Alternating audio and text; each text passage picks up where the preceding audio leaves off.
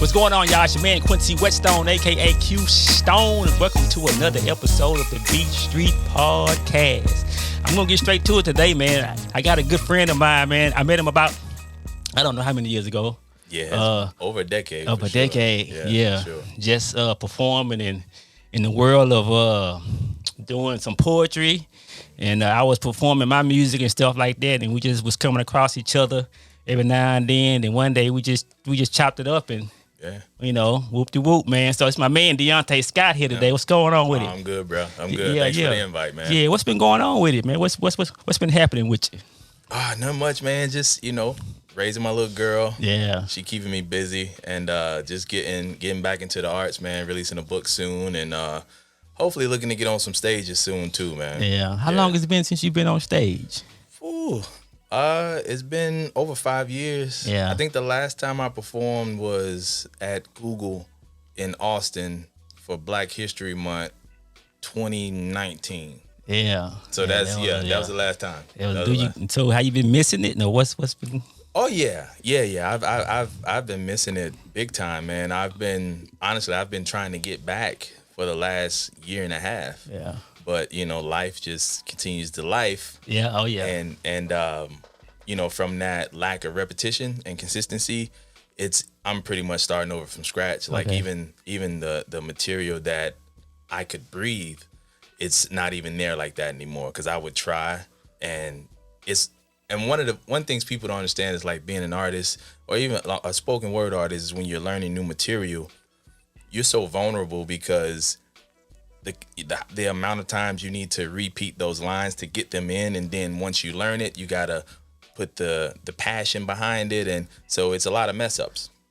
So it's just I'm learning to get comfortable with that again, and the whole nine. So writing the book, which is a compilation of all of my poems, most of my poems from the beginning to now, some unreleased stuff. Okay, like it's maybe 30% of the book is new stuff that no one's ever heard before. Yeah. That kind of is getting me back in that mindset of, when I get back. So I feel I'm getting there. I'm at maybe 50% now. Okay. Yeah. So how you been doing poetry? And what got you in it? Man, I've been doing poetry over 20 years. I've been writing poetry over 20 years. I've been performing it professionally since 2012. And I got into it from an episode of Def Poetry Jam. It had one of my, my favorite artists, Common. I saw an episode that he was on there, and he was, spitting poetry. I only knew him for rapping. Yeah. And, from there, I was inspired, man. And I said that could be something that I could try. And so it just led me to, just writing very, just short poems, very elementary. Yeah. What am I to do when all I do is think of you like that? You know what I'm saying? Like that type of stuff, man. Yeah. So that's how I started. And then I got tired of writing those type of poems, and I challenged myself to write different types. And that's, every couple years I try to challenge myself to do something different. Yeah, because back in the day, when I heard poetry, that's what I thought about. That. My love. Yeah. My sweet darling. Yeah. Yeah, exactly. That's how it started. Yeah, but it done evolve, man, into just, it's kind of like rap, but you just speaking. It's like songs or whatever, but you're just speaking it. Or like raps, or you're just speaking it, or it's poetry. Yeah, it's cool, man. So, and you from Chicago? Yes, born and raised. Yeah. So how'd you end up in Houston? I've been in Houston almost 16 years, and I moved here for a relationship. Okay. Like most men. Yeah. If it's not a job, it's a relationship. Yeah, right on. You know what I'm saying? So, and actually, I had visited Houston for a convention, maybe a year or two prior to me moving here, and I loved it. Yeah. Because my perception of the South, and no disrespect, but what was New Orleans. Right. And I didn't like New Orleans. Okay. I'm still not a fan of New Orleans. Like it's, I go there for a festival or something like that, but they say, hey, we're gonna take a weekend in New Orleans. Nah, I'm good. Yeah. It's just not my cup of tea. You know what I'm saying? But when I got to Houston, I was like, man, if the weather, I came down in December, it was like 75, 80 degrees. Yeah. So the weather. That was a good time. Yeah, the food. And I'm a city boy, so I still felt that city vibe, but it was slower. Because Chicago, downtown's busy. Everyone's moving 100 miles per hour. not bumping into each other. Yeah. And I get here, and it's polar opposite, man. Everyone's taking their time. Everyone speaks. Everyone's nice. And I fell in love with that. And it just so happened that I ended up being in a relationship that got pretty serious, and I relocated for it. And I've been here ever since. Even like that didn't work out, but I've been here ever since. So everybody that you known here, you met here. Like everybody that you know here, you met them while you was in Houston. Yeah. I have maybe 2 or 3 of my college friends who live here now as well. Okay. But it was only one here before I got here. Yeah. So, but outside of like 3 or 4 people, everyone else I know I've met while I was here. Yeah. So how's that? I mean, you just come out here from Chicago, you come out here for a relationship, whoop, and you just meet a whole new people. Tell me about that experience. It's a slow build because me being an introvert, I don't get out much, and even when I was getting out, it was for art. For the art. So I met people that way. But initially, I would just go to different networking events for different things that I may be interested in. And I might meet 1 or 2 people there. We have, common interests. Through some of my coworkers who I may have worked with, they may, introduce me to something different within the city, and I meet folks there. But it really didn't take off as far as like creating a community and a network until I really started like performing poetry in all of these different spots, and that started to grow. Yeah, because you had an event. I think I've been to at least 2 of your events, and you have a lot of people there, man. It's like you got a lot of people, and it's like, and to be a introvert, I was like, and it's a good mix. It's not just all dudes and all women. It's like a lot of women that be there. It's a good mix of a crowd. So older too. Because I was like, man, how you know all these people? Well, I mean, because for me, I treat the folks who I'm connected with, that's my family. Right. Because I didn't have family down here. So, I've had folks where I was in between, like, getting an apartment. Folks let me sleep on the couch. I didn't have a car at one point. One of my co-workers from the city of Houston, Karen Davis, shout out to Karen. She just retired from the city of Houston. I didn't have a car when I first moved here, and I was finishing up my MBA, and I had class twice a week. And I had to take the bus from the city of Houston to off of, I don't even know the area, but it's like I'm heading towards the Woodlands off the Beltway. Yeah. What area? But anyway, it would take me an hour to get there on the bus. Okay. Because the bus would drop me off. I still had a 1.5 mile walk to school. So I had a friend, Karen Davis. One of her friends had an old car, dude, like 1970 something. Yeah. But and it had no plates, but it ran. You know what I'm saying? And they traded that car for a couch that I had, dude. Right. And it was I paid no money, like none of it. It was a blessing, dude. And like I didn't have the money to get everything switched over, so I only drove that car on the days I had class just so that I can get back home at night. Yeah, man. Yeah, man. So it's like I treat it like family, man. That's what's up, man. Yeah. It's been a journey living here, man. Man, no, it just came to mind. I'm just gonna interrupt. When you said couch, right? Yeah. I put a couch online. Yeah. And you shared it, right? Yeah. I was just trying to give it away to somebody who had like a college student. Yeah. And they started going in on that couch, man. What, they was talking about it? Yeah. One dude, he called it a champagne boom boom room couch or something. I was like, oh man. I don't know. Was it my people? It was, I think so, because you just posted it and shared it, and he just started going in. I was like, you're going to make me go look that up, man. I took it down. It's gone. I took it down. I just like, oh, man, let's take this couch down. I'm just trying to give a couch away, bro. Yeah, I was like, folks be, boy. I was laughing at it, though. I was just talking about that, man. Bro, but that's the thing about online, man. It's like a gift and a curse, because a lot of people get on there just to troll, and it's like, dude, like, you're missing the purpose of some of these things, man. Like, there's a time and place. And that's why, like, right now, I used to comment a lot to, like, support and, like, other people's stuff like that. I don't even do that anymore, man, because someone else will comment and they want to do a back and forth. Like, it kills me. I lose respect for my friends when I see like Shade Room or Ball Alert and you see them going back and forth with somebody in the comments. You're like, bro, like stop. Yeah, just stop. Like, stop. But that social media crazy, man. Yeah, man. So you was down here for a relationship. Yep. And then was that the relationship that ended in marriage? Or? No. Okay. No. Okay. That relationship ended shortly after I moved down here. Okay. Like I moved down in October of 2008, and man, before New Year's that thing was done. Dang, yeah. But I loved Houston though. I've always loved Houston. So even when I was struggling, like broke the whole night, I was like, I just got to see it through. Yeah. You know what I'm saying? And if this doesn't fall through, then I'm back at home in my mom's basement until I get back on my feet. But that never happened, man. So it was a blessing, man. So when did you get into the scene? Like, what's your first intro into like the poetry scene and performing out here? Who? Man, that's a good question. BJ. Yeah. Met BJ at Higher D. Okay. And we met through being fraternity brothers. But I saw him perform at Higher D first, and then we ended up being in the singles ministry at the time, and we just connected. Okay. And then he's like, he was going to do Baritone's open mic one. He was featuring. Okay. And he said, hey, come open for me. Come do like a poem or two. It's a new audience. And I went, ripped it.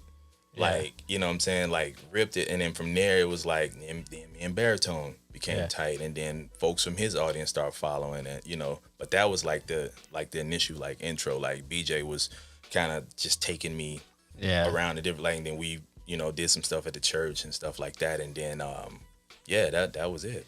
So when you did that, forgive me for that, that it was on BT. No, not BT. TV1. Yeah, TV1. Yep. When you did that, you was here when you did that. Yeah. Okay. Yeah, that was 2014. Yeah. It's crazy, 10 years ago. So how'd that happen, bro? I ain't gonna lie, that's still one of like the best days of my life. Outside like my kid being born, it's like top 3. And what are we talking about? So so the audience can know. Yeah. So it's TV1 had a performing arts variety show called Lexus Verses and Flow. So basically, each episode was 30 minutes. They had 3 poets from around the country, and they have like a recording artist. Like for my episode, it was Anthony Hamilton and Molly Music. You know what I'm saying? Yeah. So they've had like everybody from like Joe Maxwell. Those are the type of artists that they would have close the show out. Yeah. So this was like a big deal. So I made season 3 or 4, forgive me. But no, I made season 3 because the first 2 seasons I got rejected. No, season 4. Guaranteed. So this was a submission. Yes. Okay. Yeah. So season 1, I saw it. I was like, oh, yo, this is dope. Hill Harper was the host at the time. So, and I met Hill Harper here at the Shrine of the Black Madonna. Yes. Yeah. He was there promoting one of his books, and I went specifically to meet him, and I gave him some poetry. He's like, look, tweet me, and all this type of stuff. Then nothing came from it, and he's a fraternity brother of mine too. Okay, yeah. But yeah, saw that. Then I started following the show, and maybe 5 or 6 months later, they was like, hey, we're doing submissions for season 2. So, but this is, I'm still early in my performing, so I'm not quite polished. So I submit anyway, got the denied. I'm like, okay, cool. I gotta get better. So I'm performing and everything. Then next year come around, season 3, submit, boom. I felt like I should have gotten selected, but it didn't happen. So I was like, yeah, I'm done. Then a friend of mine was like, man, you should try one more time. Season 4 came, and now I'm killing it. Like I'm traveling, I'm performing all over the city. Like I'm, growing an audience, performing in different cities, going down to Miami and LA and stuff like that. And I was like, yeah, if I don't get it this time, it is what it is, right? But I felt like this was my best opportunity to do it.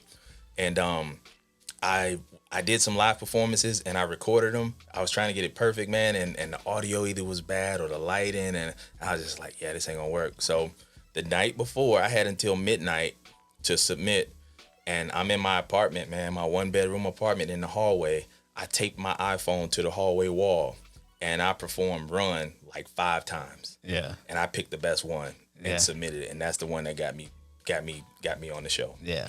Yeah, and then flew me out. It was like Star Trek. Yeah. They flew me out, put me up at the W out there, and they took care of us, man. It was a 16-hour day. Yeah. We were doing commercials for Lexus.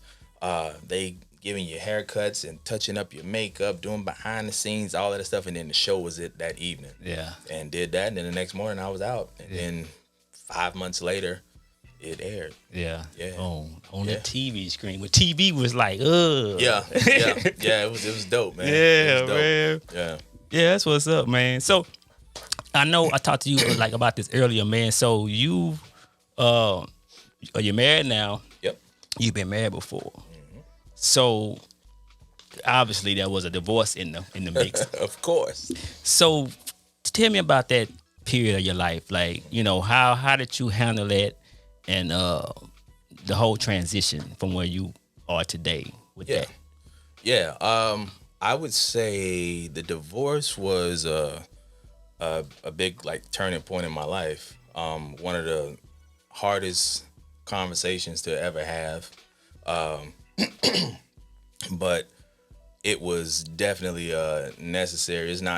Divorce isn't something that I encourage. Right. But I do encourage happy. And I encourage, there's this balance to, equally yoked without being too spiritual or whatever. Right. So it's a long process. Went through every emotion, because one day you don't feel anything. This is leading up to like the final, like court date and all of that stuff. Because you're having all of these thoughts, like, am I making the right decision? Did I move too fast with it? Do I want to stay? Do I want to like work on it or give it one more shot? Like you asking yourself all of these things. You'd be happy one day, you'd be sad, you'd be angry, you'd be, indecisive, not sure. And some days, man, just depressed. Yeah. You know what I'm saying? Because it's a huge transition, and there's still that fear of the unknown. You still don't really know if you're making the right decision, right? Yeah. And what kept me, every time I had like a back and forth with myself, like God would remind me of how I got to this space, and that would kill any thoughts of hope for that present situation, because it had been many conversations and many of trying to figure it out and work it out, and it was just like I had nothing left. Yeah. You know what I mean? And part of that was like not really taking the proper channels to work on it early on. Okay. So you get to a certain point where it's like, oh, we're too far to even try. Yeah. Which I've seen some folks come back from that kind of stuff, but for me it wasn't. So when that ended, the day that my divorce was final, my life changed the same day. Because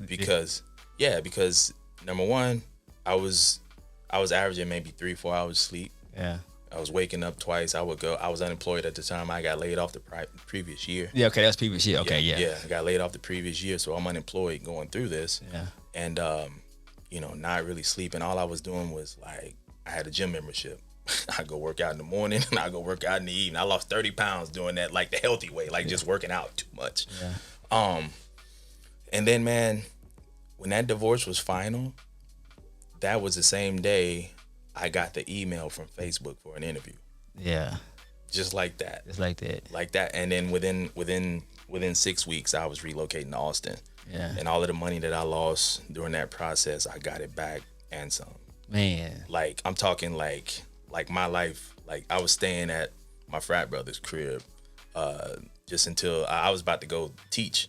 Yeah. Because I couldn't find anything. I was like, yeah, I'm about to start teaching because I got to do something. Yeah. I can't be like sleeping on my boy couch and, all yeah, that kind yeah, of right stuff. on. So, But yeah, dude, like I was at his crib maybe 2.5, 3 weeks, and then got that email, and and that was it. But I will say this. It wasn't until I was getting divorced that I realized how powerful marriage is, bro. Because the emotions I felt to finalize the divorce, I had never felt during my entire marriage. It was like, I don't know, man. It was definitely God. You know what I'm saying? Like showing me, like, hey, if you get this opportunity again, like, you need to be a little more careful and cautious with how you handle it. Yeah. You know what I mean? But that was the strongest thing that I felt. And literally my life changed, to get on my feet. You know what I'm saying? But then the process of mourning that divorce started. Yeah. And that's what I didn't understand. Yeah. So I didn't understand that I had to mourn it, even though if like you're the one that ended it, and requested a divorce and all that type of stuff. Like, oh no, I'm good. Yeah.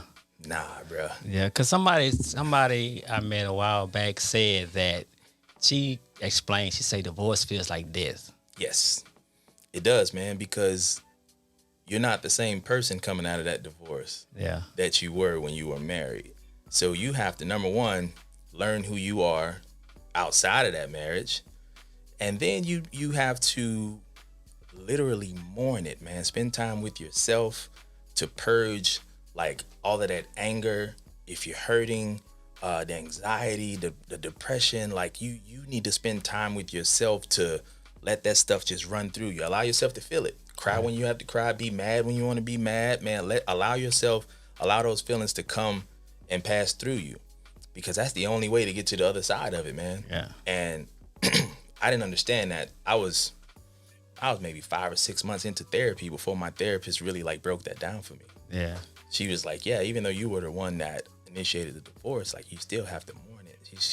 She said it takes a year to a year and a half, even sometimes 2 years, depending on your process to mourn that thing to get on to the other side. And when I understood that, that's when I slowly started to like find my happy again. And it was coming up on like a year, maybe 13 months, like post divorce. Yeah. And I was living in Austin, which was great because I was isolated, didn't know nobody out there. Yeah. I was in my apartment. I didn't have to worry about friends inviting me out and me, faking like everything is cool. And it's like, no, I sat in it, man. I sat in that anxiety. I sat in that depression. I sat in that loneliness. I sat in it, dude. And I was like, man, like, why?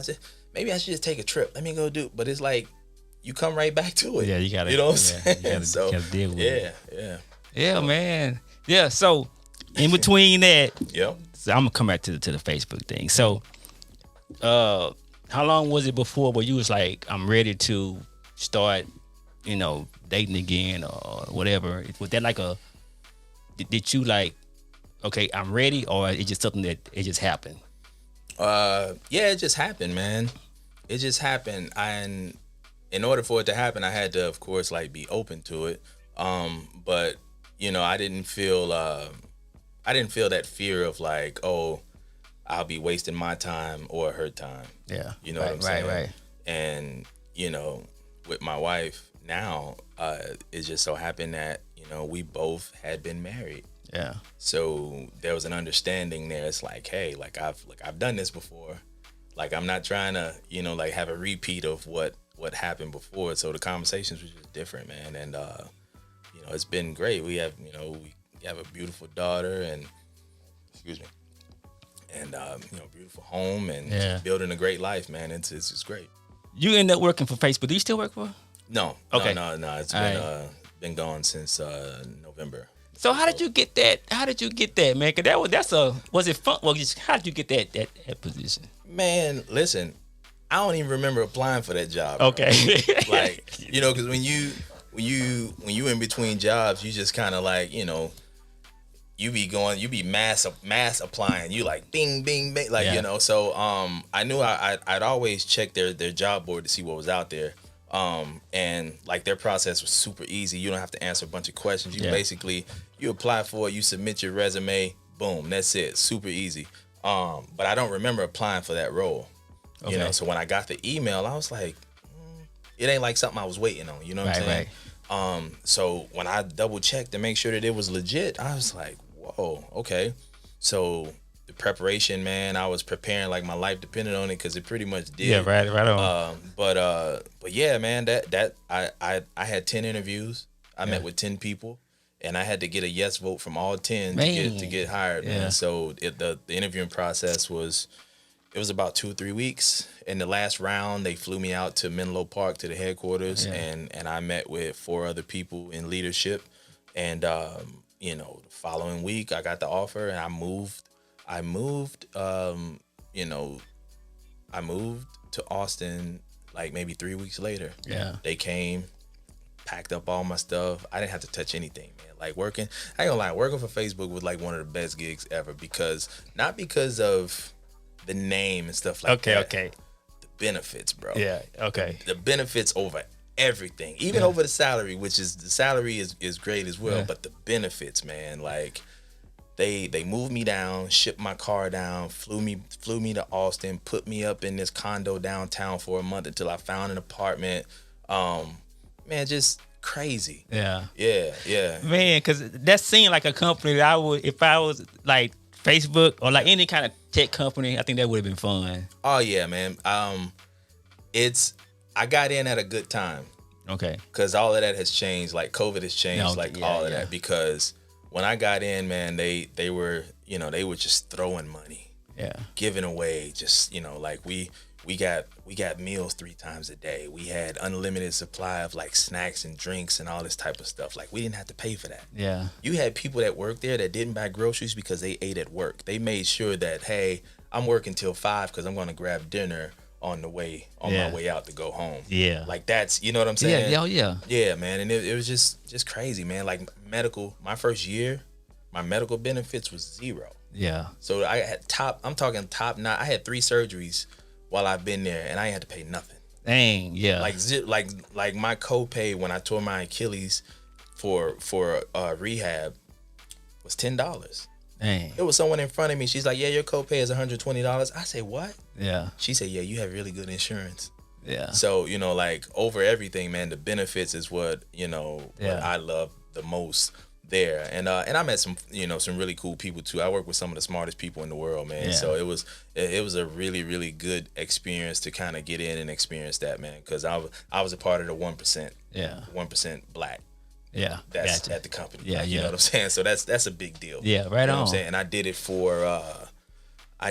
for 5 years. Yeah. Which is longer than maybe 60-70% of the company. Yeah, man. Because their turnover was so high. Right on. Yeah, that's cool, right? So that's your journey, man. That, you went to Facebook. So you had a break. Well, have you been writing poetry, or did you take a break from even writing? That's what I was doing. I was writing, like the new poems that are in the book was stuff that I was going through. So I got one called Anxiety and Me, which is I'm talking about my anxiety that I dealt with. Yeah. I got one called Broken. And it was just all of those different things that I was dealing with, and I was able to just kind of like bleed on the paper, bro. Like those, you read those last 5 or 6 poems versus the meaty part of the book, you'll see like it's an elevation of it. Like I'm more vulnerable, more transparent, and not caring about how it would sound, man. Like it's just being pure. Yeah. Like, and I honestly, that's like some of my proudest writing, man. So that's why I want to commit that stuff to memory, to put it out there, because I feel like it can help a lot of people, man. So we're talking about this book here, y'all. It's called The Beauty and the Burden. Yes, sir. The Beauty and the Burden. What is that about? What's so listen, man. I was listening to a TD Jakes sermon. Okay. Man, 13 years ago, he was at Lakewood Church, and he talked about the beauty and the burden. Talked about finding, in all of the bad things that you may be experiencing, find some sort of joy in it that you can take from it. And that's what the book is about, man. Because with each poem, there's a story attached to it that explains like how I got to that point. Yeah. You know what I mean? And I'm just, from relocating to a new city, to a divorce, to my spiritual journey, to my mental health journey, like all of that's in there. So that's why and the beauty of it is I'm on the other side of all of that. Yeah. You know what I'm saying? Yeah. And I'm able to share that and speak to it from a sense of truth and transparency, and not from what I think, but from what I know. Yeah. You know what I'm saying? Yeah. Man, so you got a book published. Yeah, man, self-published, independent, man. So how you do? Okay, somebody out there want to know how you do that. How do you independently publish your own book? Listen, that was a journey in itself. Okay. Because I've been trying to write this book for 5 years. Okay. When I was living in Austin, that was on my project list of, all right, because every year I try to set up mini goals as far as like the art, like first quarter, I want to do this, or second quarter, I want to do this, third quarter, I want to do this. But I can never get to it, man, because I didn't just want like a regular poetry book. I didn't just want to give you a book and it's just poems in there. Right. I wanted to give you a little more substance in there. Yeah. So first is just writing the material, figure out how you want to do it, right? So I did that, and once I did that, I just started researching, and I was about to go with this one company, and until I was talking to BJ about it. Yeah. Because he even released a couple books. You know? And he said, "Nah, man, you don't."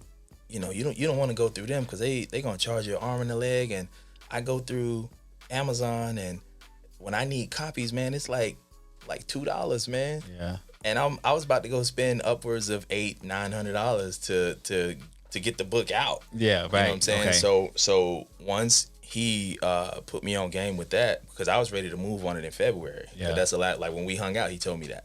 And so I kind of like went back to the drawing board and was researching. I was like, oh yeah, this is the best way to go. Okay. Like doing it independently through Amazon. Man, I wrote the book. Okay. And I had my design person who designed my the cover and everything. She also does editing, so she went through there, formatted it for me so that it's in book form. Okay. And we went back and forth like for 2-3 months, just making edits. Okay, updates. so you have somebody who puts it in book form for you. You got somebody. Okay. Yep. So I wrote it out in Word. Okay. And I thought it was just gonna be super easy to put it in book form, but it's a little, that's not my forte. So I was like, so luckily, I've been working with this person since my first album, The Struggle. She does all my design stuff, and that's been, I released The Struggle in 2013. Yeah. So that's how long I've been working with her. Yeah. So she's like, did you have someone to format it for? I was like, I was gonna figure it out. She's like, oh, I can do it, and she formatted it, and she put everything in how to in book format.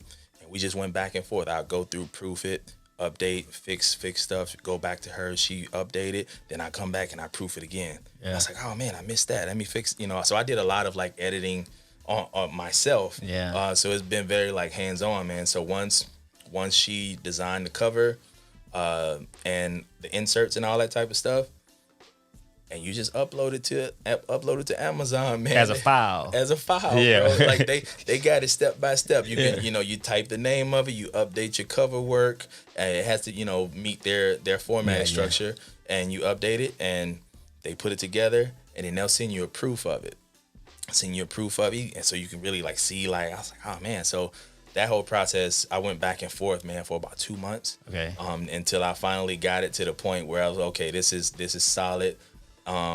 It's good. I can put it out and feel good about it, because it was at times I was like, oh, I'm gonna just wait because I don't feel comfortable with it. Like I need to update this, and like small little stuff little stuff that the average person wouldn't see. But you got some people who like English majors. They're like, oh, you should have put a comma right here. And you still gonna get some of that, but it's like whatever, man. Read the book. Yeah. So, but that's pretty much it, man. You go in there, name your price, and so it'll be available on paperback and ebook. Okay. So you submit 2 different files for both, and you set your date, man, and your pricing and all your payment stuff on there, and that's it. And it's come out on the 27th, so 23rd. 23rd. Okay. 23rd. Yeah, I'm gonna have a book launch event on the 27th. Okay. Yep. All right, so Yeah, it's man. gonna be out by the time this podcast drop. It's gonna be out, so y'all go check out this book, man.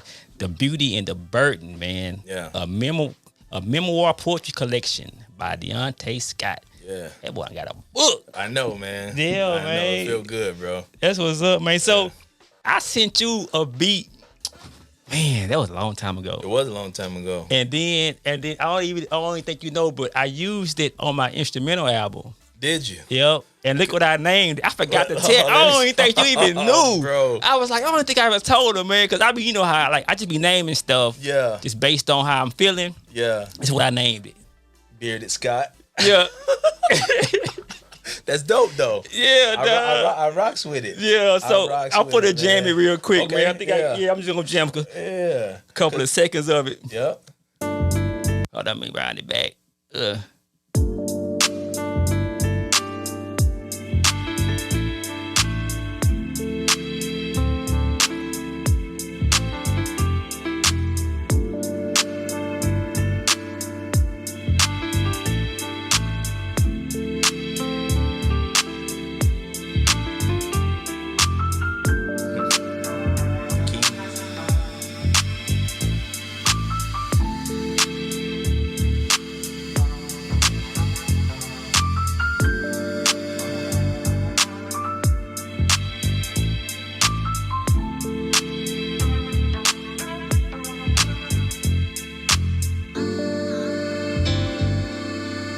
Yeah, man. So that's a little bit of it, man. But yeah, that's some instrument. Yeah. Because remember, we were supposed to link up. Yeah. But the studio man, job all was, that. Yeah, man. So and honestly, man, because I'm gonna I want to do a project where basically I redo everything. Yeah.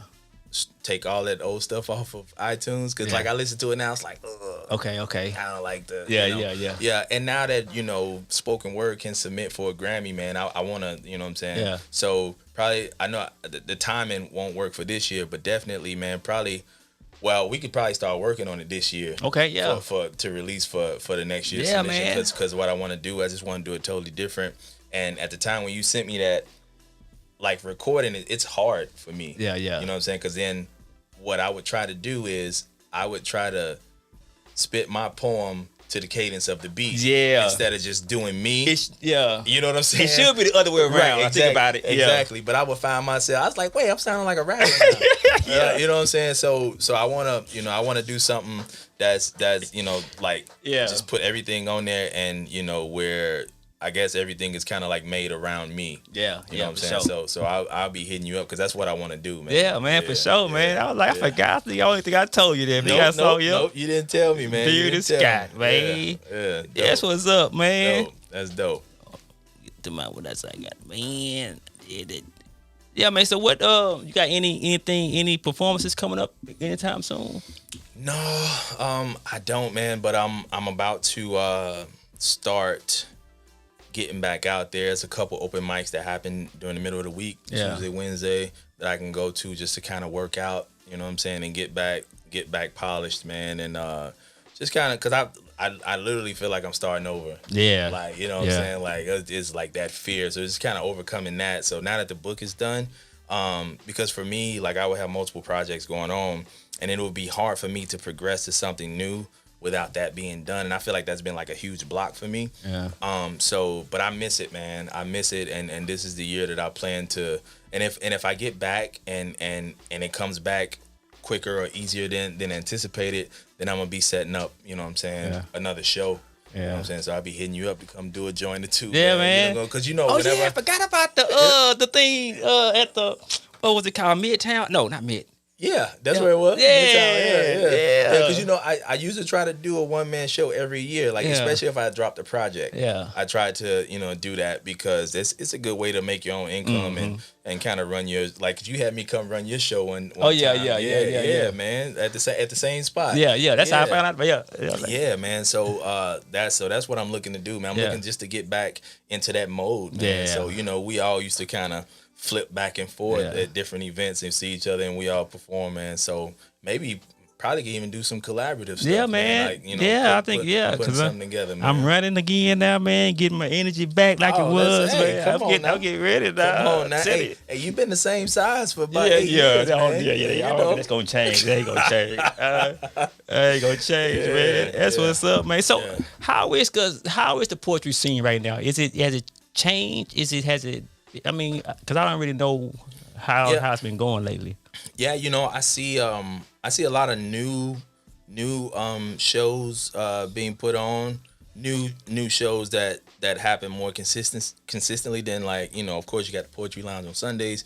That's, I've never performed there. Okay. And I talk to Seven all the time, say, bro, I'm gonna. Yeah. So like when I do get back, man, that'll be like one of the first spots I go to. And then I know there's with a more diverse crowd is it's on Wednesdays at the Avant Garden. Okay. And it's right about now. Okay. Poetry. They do something on Tuesdays and Wednesdays, and then there's some folks on the north side doing some things. So it's still happening. It's still Actually, I feel like it's happening more now than before. You know what I'm saying? That's why I started like doing my shows, because it wasn't enough. Yeah, right. You know what I'm saying? Especially if you're trying to, make $1. You know what I'm saying? Because or unless somebody feature and you sell your merch and all that. Yeah. So, but yeah. That's what's up, man. So from your journey, man, from like you came here from Chicago, you went through everything you went to till you writing this book. Yep. What do you would say you've learned? I mean, I know it's a lot that you learned, but if you summed it up, what do you think the most life impacting or most important thing that you've learned through your journey? Man, that's a good question. I would say, man, I know it sounds cliche, but you gotta stay the course, man. You gotta stay the course. One thing I learned from 2008 through 2011, that's when like the struggle happened. When I wrote my EP, The Struggle, when I wrote like The Struggle Is Real and The Journey and Run, was, I just lost my thought that fast. One of the things that I learned was, just to stay the course, because now, even in like tough situations, I don't stress about it. Yeah. Because I know, like, no matter how long it may last, like I'm gonna come out on the other side. Yeah. I've gained a lot of experience from, being unemployed to, hustling, selling T-shirts, performing, doing all of that, being like staying on coworkers' couches and not having a car, and being on unemployment. Yeah. Being one paycheck away from moving back to, my mom's. Yeah. Being heartbroken. Just losing everything. You know what I'm saying? Yeah. Like, so when I would work with folks, like even when Facebook started laying folks off, I work in HR, so we're always the last ones to get laid off. So, but folks were stressing, dude. Like, oh my God, like, what is? I was like, it's gonna be what it's gonna be. Like, whatever's gonna happen is gonna happen. But they were like really stressing. Yeah. Like, and I was just like, like, because I've experienced that, 2 times previous in my life. You know what I mean? So, it's just to remain calm in those situations, man, and stay the course. Like, don't sit in it and do nothing. Continue to live and try to progress, because that work that you're putting in is going to benefit you when you get to the other side. Yeah. You know what I'm saying? So it's just, because I don't stress much, man. Like, I've been depressed before. I've been, I've had very high volumes of anxiety, like for no reason, just creating situations that don't even exist, man, because, you're worrying. You know what I'm saying? And so now it's like, I'm just chill, man. Yeah. A lot of my friends call me a jerk. Well, they call me another word, but what I'm saying? Right. Because I'm pretty straightforward and transparent, man. Like I tell the truth, and it can come off as being harsh, but it's like, no, it's coming from a good place. Yeah. So for people that know me, but I'm working on that for the folks that don't know me, so that I don't ruin that could be, very fruitful business relationships as well. So right on, man. Yeah, man. So you got your family going, you got your daughter just been keeping you busy, keeping your hands. Man, hey, I'm gonna share this, man. Hey, it was funny because you shared it online. Yeah. She was in the tub, and I think she let them loose in the, and you was like, bruh. I'm done. You say I'm done. I'm done, man. She took the Browns to the Super Bowl in the tub, man. I still never got over it, man. Yeah. I still never got over. Like if I'm bathing her now and she passed gas, I was like, "You gotta go." Yeah. You gotta go. Yeah, So man. luckily she hadn't done it again, man. But she's a lot of fun, man, because she just turned 3. Oh yeah. And we took her to Disney for her birthday last week, man, during the midst of the storm and stuff. Yeah. And man, we were going to Disney for one day. Okay. And she woke up the next day and we were staying literally right across the street. And she turned around and she said, "I just want to go to Disney one more time." Yeah. And so we went back. Went back. But by the time the end of the day, from that second day, she was over it. Yeah, but we didn't okay. plan on it. But she wanted to go one more time, man. So yeah, she keeps me busy, man. That's what's up, man. Yeah. That's what's up, man. Well, man, congratulations on your project, Thank you, then you getting back in your groove. Cause I know you've been revving up, getting back, man. So now you're starting, to see fruits of things that seeds you've been planting, man. And like I say, man, I wish you much success on everything you're doing, man. With your book and with you getting back out there with your family, man, and everything, man. So appreciate it, bro. Yeah, man. Yeah, thanks for the invite, man. Like I haven't done something like this in a long time. Yeah. So with the book coming out, the energy that's coming with that, doing this was right on time, man. So I appreciate it, man. Right on, man. And let me know what you think of the Gone Fishing game too, man. Oh man! Oh yeah! Oh, I forgot about the Gone Fishing. Yeah. So this been out for a while. Yeah. Yep. Yeah. I released that in COVID, man. Yeah. So what's Gone Fishing? So Gone Fishing is a Bible trivia conversation game, man. You can play with your friends, with your family, however you want to do it. But you got 66 questions, 22 discussion questions, 22 opinion based, and 22 multiple choice. Yeah. So you can use your Bible app as a reference and things like that, man. But I released that in 2020, and to date, man, we've sold over 400 copies. Yeah.